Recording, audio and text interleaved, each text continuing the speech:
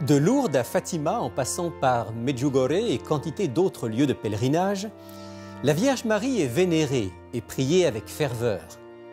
Non seulement Marie attire des foules, mais on lui attribue aussi quelques miracles retentissants dont les médias se font parfois l'écho. Pourtant, la Bible, elle, ne semble pas attribuer à Marie la place que l'Église lui a faite à travers les siècles. Alors, faut-il prier la Vierge Marie ?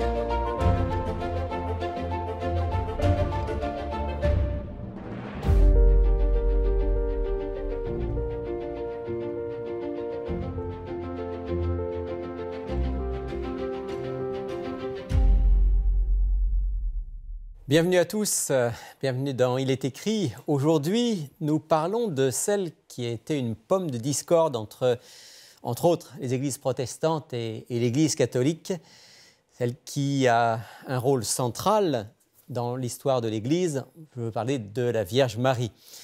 Et la question que nous allons nous poser, c'est bien, quelle est la place dans la Bible de la Vierge Marie ? Faut-il la prier? Faut-il la vénérer? J'en parle avec mon invité que vous reconnaîtrez, le pasteur Dragan Stojanovic. Bonjour Dragan. Bonjour. Alors, la Vierge Marie, dans la Bible, qui est-elle? Et on va voir ensuite, qu'est-elle devenue? Pour moi, il s'agit d'une personne très importante, et je le dis avec beaucoup de respect. Je considère que cela ne devrait pas être une occasion de discorde si nous choisissons la Bible comme notre règle de foi. Quand je lis la parole de Dieu, je découvre Marie comme mère de Jésus-Christ, celle qui est de la descendance du roi David. Et si vous lisez les généalogies, vous allez vous rendre compte qu'à travers cela, Jésus-Christ a pu accomplir beaucoup de prophéties concernant l'annonce de la venue du Messie. Donc, quelque part, elle s'inscrit dans une grâce toute particulière qui lui a été donnée, et c'est la raison pour laquelle j'ai un grand respect pour elle. Et peut-être qu'il faut préciser, pour nos amis catholiques qui regardent l'émission, que contrairement à ce qu'on pense souvent parmi les catholiques, les églises protestantes ne nient pas la naissance virginale de Jésus. Tout à fait. Hein? Tout à fait. Ça, c'est quelque chose d'important. Nous prenons la Bible au mot et nous acceptons les récits inspirés de la naissance de Jésus. Et c'est la raison pour laquelle nous nous joignons à plusieurs témoins qui parlent de l'importance de Marie. Par exemple, même l'ange Gabriel, peut-être on pourrait lire la manière dont l'ange Gabriel a parlé à Marie lorsqu'il s'est adressé à elle. Ça, c'est dans l'Évangile selon Luc. Au chapitre 1, à partir de verset 26, nous voyons cette scène magnifique. Il est dit, au 6e mois, l'ange Gabriel fut envoyé par Dieu dans une ville de Galilée du nom de Nazareth.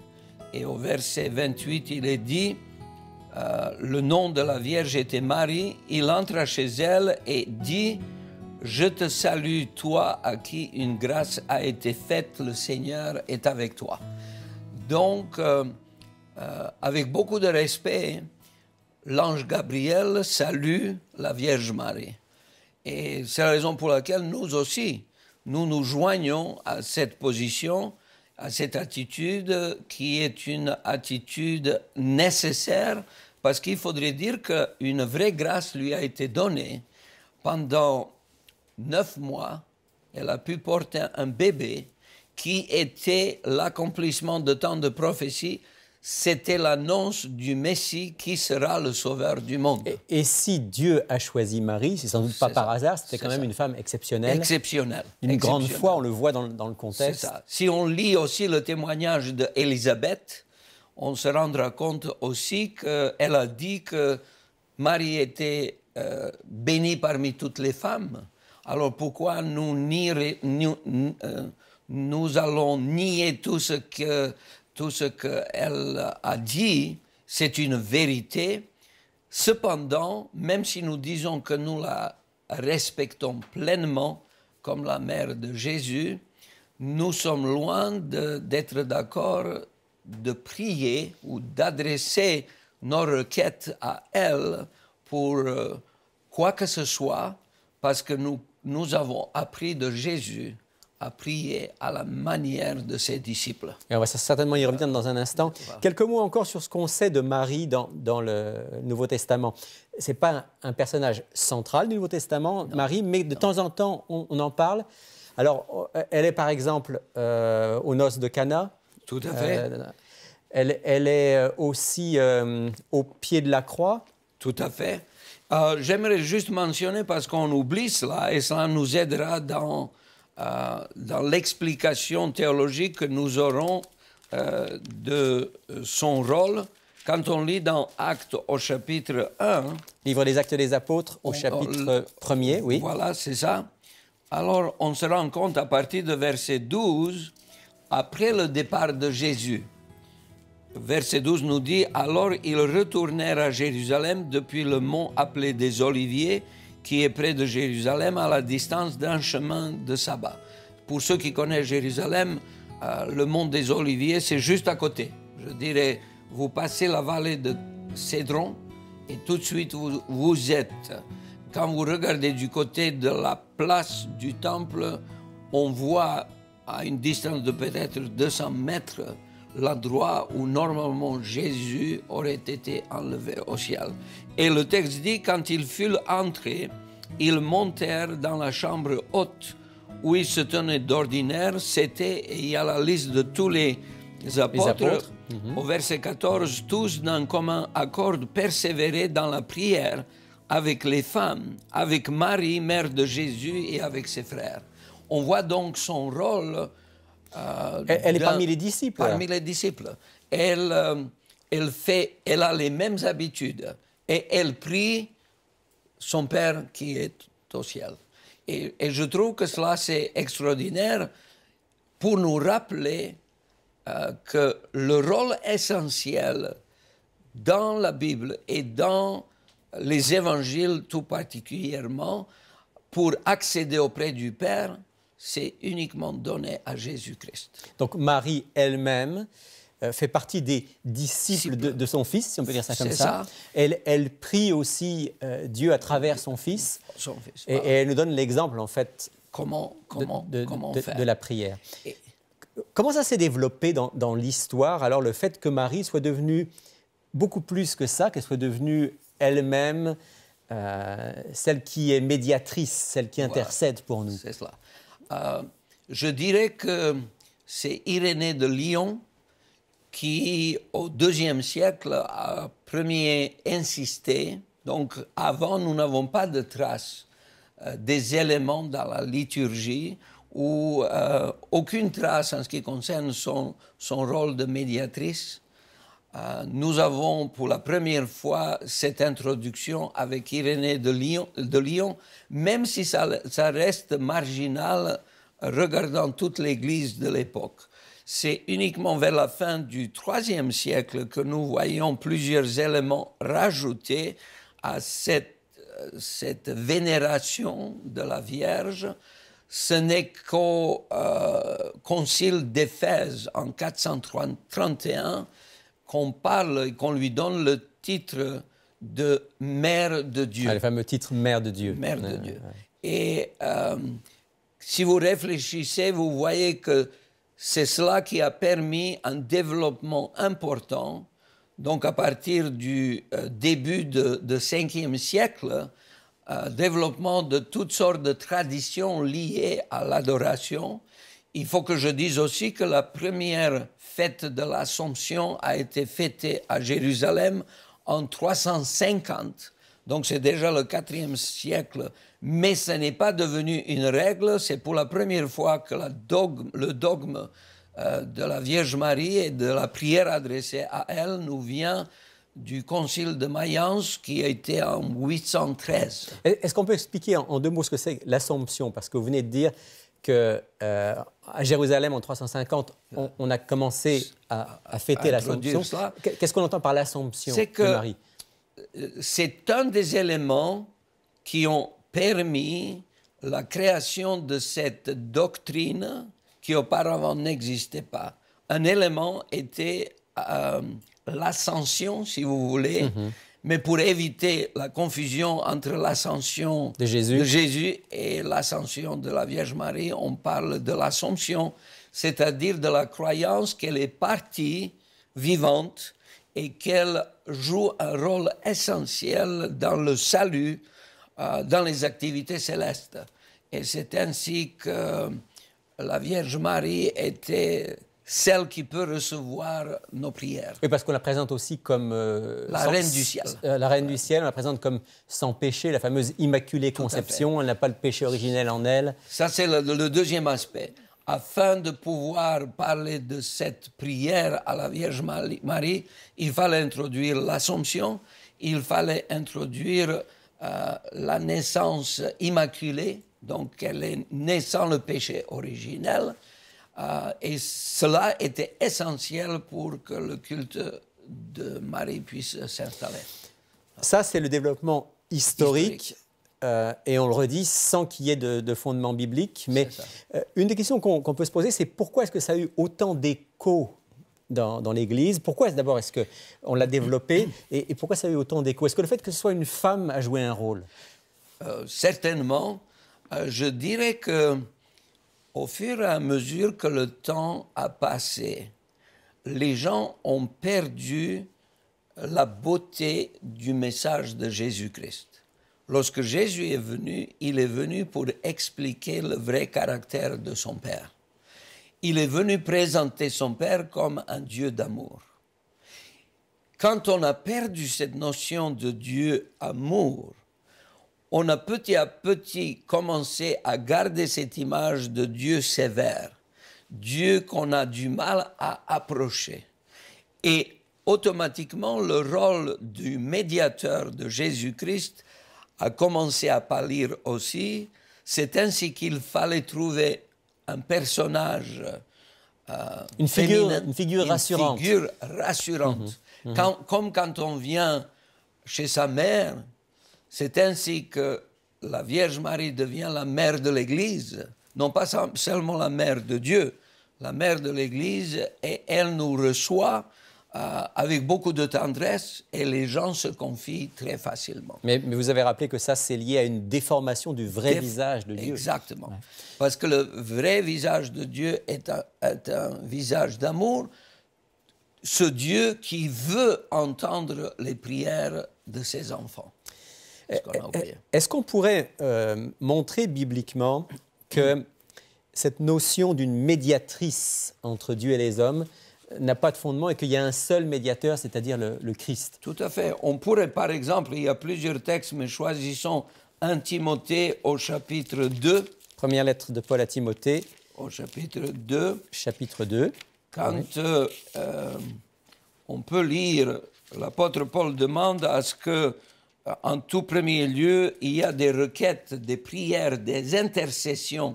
Donc, vous voyez bien que le contexte est de communiquer avec Dieu. De la prière. De la prière. Et il dit pour les rois, pour tous ceux qui occupent une position supérieure, puis ensuite il dit cela est bon et agréable devant Dieu. Donc, Dieu aime les prières. Dieu aime qu'on communique avec lui. Et il dit, cela est bon et agréable devant Dieu notre Sauveur, qui veut que tous les hommes soient sauvés et parvient à la connaissance de la vérité. Car il y a un seul Dieu et aussi un seul médiateur entre Dieu et les hommes, le Christ Jésus, homme. Quelque part, quand on lit attentivement ce texte, on se rend compte qu'il y a une exclusivité dans la médiation. Il n'y a qu'un sauveur et un seul médiateur. Un seul médiateur. Et d'ailleurs, Jésus a dit lui-même, « Je suis le chemin, la vérité et la vie. Nul ne vient au Père que par moi. » Donc, il exige que son rôle soit respecté parce qu'il sait qu'uniquement Dieu qui a vécu au milieu de nous peut nous ramener vers Dieu. Lui seul a mené une vie parfaite, lui seul est mort sur la croix pour nous, et lui seul peut donc être notre sauveur. Et on a attribué à Marie un rôle qu'elle n'a jamais imaginé qu'elle pourrait avoir. Exactement.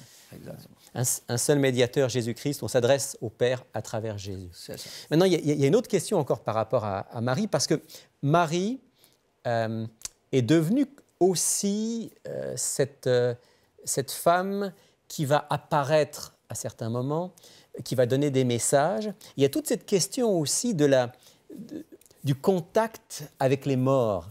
Et là, je pense que c'est important aussi de rappeler le message biblique par rapport à la mort. J'aimerais juste citer quelques textes parce que la parole de Dieu a énormément de références à cette notion. Il est important de rappeler les gens qu'au moment de la création, la nature humaine a été bien expliquée. Il est dit que Dieu a utilisé la poussière et il a joint à cela son esprit, Ruach, le souffle de vie. Et l'homme est devenu âme vivante. Autrement dit, que l'âme n'existait pas auparavant, et si ces deux éléments sont ensemble, l'âme vivante existe. Sans ces deux éléments présents, il n'y a pas d'âme. Il n'y a pas donc de personne vivante. L'homme ne possède pas l'immortalité. Il est l'âme vivante. Donc c'est quelque part, quand on sépare ces éléments de base, l'homme et son existence cessent d'exister. C'est la raison pour laquelle il y a l'importance de la résurrection, et comme on le verra. Et c'est la raison pour laquelle, afin d'éviter à ce que l'ennemi des êtres humains puisse accéder très facilement à travers ces tentations, il est dit très clairement au cours de l'histoire, par exemple dans le livre de Deutéronome, au chapitre 18, que personne parmi vous ne soit celui qui va consulter les morts. Et beaucoup d'autres choses reliées avec. Tout ce qui est occulte et qui tourne autour de ça. Je suggère par exemple qu'on lise dans Ecclésiaste au chapitre 9. Alors, livre de l'Ecclésiaste, chapitre 9. Au chapitre 9, nous allons nous rendre compte que cette explication est très claire, sans ambiguïté. À partir de verset 5 et 6. Les vivants, en effet, savent qu'ils mourront, mais les morts ne savent rien. Et pour eux, il n'y a plus de salaire puisque leur souvenir est oublié. Leur amour, leur haine et leur jalousie ont déjà péri. Ils n'auront plus jamais aucune part à tout ce qui se fait sous soleil. Et le texte dit, au verset 10, « Tout ce que ta main trouve à faire avec ta force, fais-le, car il n'y a ni activité, ni raison, ni science, ni sagesse dans le séjour des morts où tu vas. » Donc, le séjour des morts, c'est l'absence de vie. Voilà. Si, par exemple, quand on utilise le mot cimetière, le mot latin qui se trouve derrière, c'est cemeterion, qui signifie le lieu où l'on dort. Depuis toujours, cette notion du sommeil, de la mort, était présente non pas seulement dans la poésie, mais dans la réalité. Dans le vocabulaire même. Dans le vocabulaire.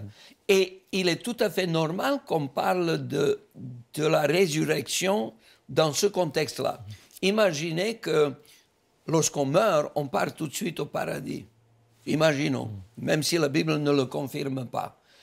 À quoi ça sert ensuite la résurrection? Si nous sommes déjà au paradis, pourquoi est-ce qu'il faudrait retourner et que le Seigneur, comme il est dit par exemple dans 1 Corinthiens 15 ou Thessaloniciens, vient ressuscite les morts. Et ressuscite les morts, parce qu'ils sont déjà là-haut. Comme on le dit parfois, ça n'a pas beaucoup de sens de penser que Lazare est monté au ciel et que 4 jours après, Jésus l'a fait descendre. Voilà. Il n'y a pas vraiment de signification. C'est que quelque part, cette notion de la nature humaine, telle qu'elle se trouve dans la Bible, nous protège des manipulations de l'ennemi. Et maintenant, si vous dites que quelqu'un n'est plus parmi les vivants, et vous dites qu'il faut prier ces personnes-là, donc automatiquement, vous arrivez sur un territoire où on n'est pas à l'aise lorsqu'on dit... On n'est plus sur un terrain biblique. On n'est plus. Donc ce sont les concepts humains. On peut dire que Marie, d'un point de vue biblique, elle s'est endormie comme tous les disciples de Jésus et elle attend la résurrection. Tout à fait, tout à fait. Ça, c'est très important pour nous préserver aussi, comme vous disiez, de ces séductions de l'ennemi. En terminant, peut-être simplement rappeler, puisqu'on parle de prière à travers ça, on parle de prier Marie, et on vient de voir que la Bible dit non, ce n'est pas Marie qu'on doit prier. La véritable prière, c'est celle que Jésus nous a apprise. C'est ça. C'est celle qui est adressée au Père.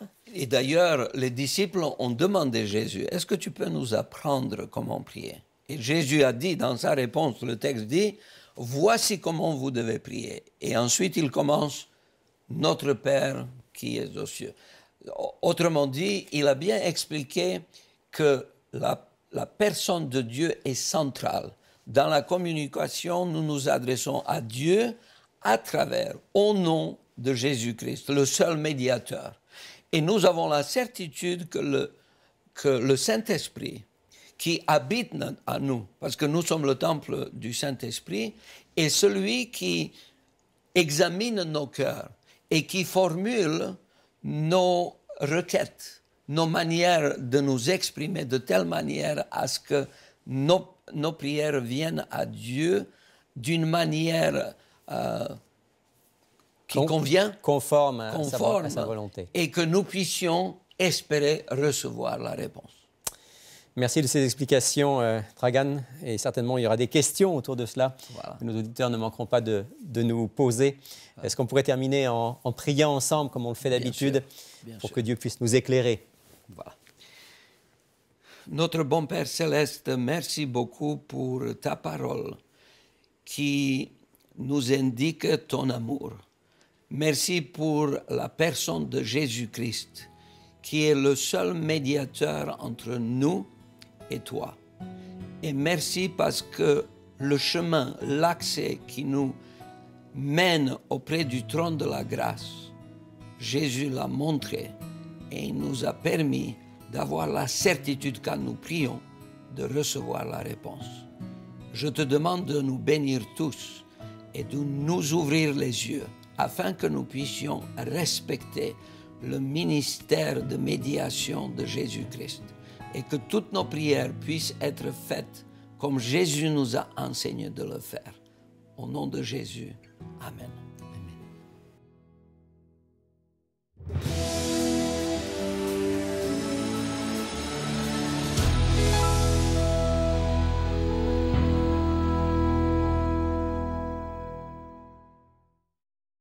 Bonjour les amis. Bonjour Rémi. Alors le sujet d'aujourd'hui va sans doute faire réagir, mais on a terminé sur le thème de la prière. Ouais. Et France, l'offre de la semaine, c'est un livre sur la prière. Un beau livre. Très bon livre. Sur la prière. Ça Oui. s'intitule « Apprends-nous à prier ».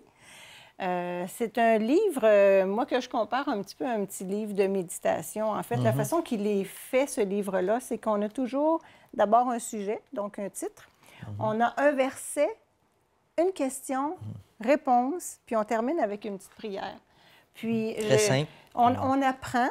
Ça répond à des questions, c'est sûr. Ça nous amène à prier forcément. Donc, à chaque jour, il y a une petite prière pour terminer C'est très notre pratique, hein? méditation. C'est vraiment des questions pratiques par rapport à la vie de prière. Oui, exactement. Ici, j'en ai une que j'ai choisie, moi, que j'aime bien. C'est comment Enoch marcha avec Dieu. Enoch, donc le patriarche. Voilà, le patriarche Enoch. Et ça l'explique bien que quand on dit qu'Enoch marchait avec Dieu, c'est qu'à tous les jours, à chaque instant, il faisait monter une prière. Il parlait à Dieu tout le temps, tout le temps, tout le temps. C'est ça que ça veut dire marcher avec Dieu. Donc, la prière, elle a tout un rôle dans notre vie chrétienne. Pas seulement un moment de prière, c'est une vie de dialogue avec Dieu. C'est comme avoir un compagnon qui nous suit partout. Donc, on apprend. Demander la guérison est un acte grave. Ah, là, ça apporte il faut le lire pour savoir qu'est-ce que ça veut dire. Pourquoi prier si Dieu connaît déjà nos besoins? Donc, c'est toutes sortes de questions comme ça. Puis, c'est vraiment un bon livre qu'on offre à 20 $. Apprendre à prier à 20 $, plus les frais de poste. Ouais. Très bien. On le recommande à tous nos auditeurs. N'hésitez pas tout à l'heure à demander votre exemplaire de ce livre.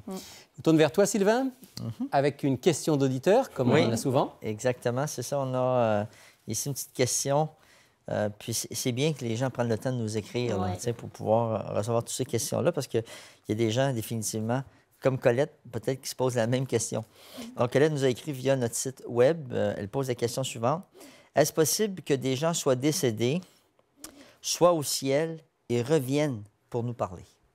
OK? Donc, Bon, on a voilà un peu question. répondu à cette question pendant l'émission. On a donné quelques textes bibliques, des pistes déjà. La question, c'est est-ce que quelqu'un qui décède peut monter au ciel et puis communiquer, communiquer avec nous? C'est ça, exact. On a cité un texte important dans l'émission qui est le texte de l'Ecclésiaste, chapitre 9. Chapitre 9, ouais. Moi, j'ai envie Versets 5 et de 6. donner un autre Ouais. texte à Colette dans le livre des psaumes, au chapitre 115, le psaume 115. Il est dit ceci, verset 17. Ce ne sont pas les morts qui célèbrent l'Éternel, ce n'est aucun de ceux qui descendent dans le lieu du silence. Donc ici, c'est intéressant parce que les morts ne montent pas, ils descendent. Ouais. Lit le texte, Ouais, hein. c'est ça. Ceux qui descendent dans le lieu du silence, et on comprend que le lieu du silence, en fait, c'est la tombe, Il c'est n'y a plus de c'est ça. vie. voilà, c'est l'absence de vie. C'est ça. Et il y a un autre texte, je le prends au Nouveau Testament, celui-là, c'est intéressant de voir que les deux testaments disent la même chose. C'est dans le livre des Actes des Apôtres au chapitre 2, quand l'apôtre Pierre parle à la foule au jour de la Pentecôte, Oui. il va dire ceci. Acte 2, 29, « Hommes, frères, qu'il me soit permis de vous dire librement au sujet du patriarche David qu'il est mort, qu'il a été enseveli, que son sépulcre existe encore aujourd'hui parmi nous. » Verset 34, « Car David n'est pas monté au ciel, mais il dit lui-même, le Seigneur a dit à mon Seigneur, assieds-toi à ma droite. » Donc, clairement, ici, David lui-même, qui est un homme de Dieu, n'est pas monté au ciel.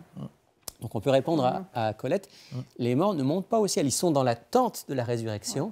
Donc, s'ils n'ont pas de vie consciente, ben, ils ne peuvent pas non plus nous parler. C'est ça. D'où l'interdiction qu'on a rappelée pendant l'émission, l'interdiction de Dieu d'essayer de rentrer en contact avec les morts, Avec parce les que quand on le fait, on risque de parler c'est avec ça. quelqu'un, mais Avec pas quelqu'un forcément, d'autre. Exactement. certainement d'autre. pas avec les morts. C'est En ça. fait. Ouais.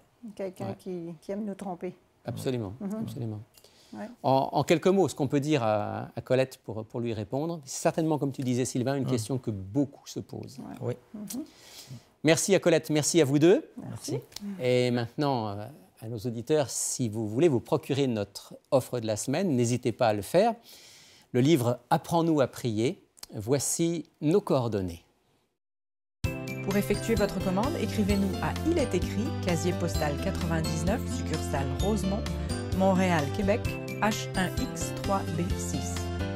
Vous pouvez également passer votre commande sur le web à ilétécrit.tv ou par téléphone au 514-729-3515 dans la région de Montréal et sans frais au 1-866-729-3515 pour l'extérieur de Montréal.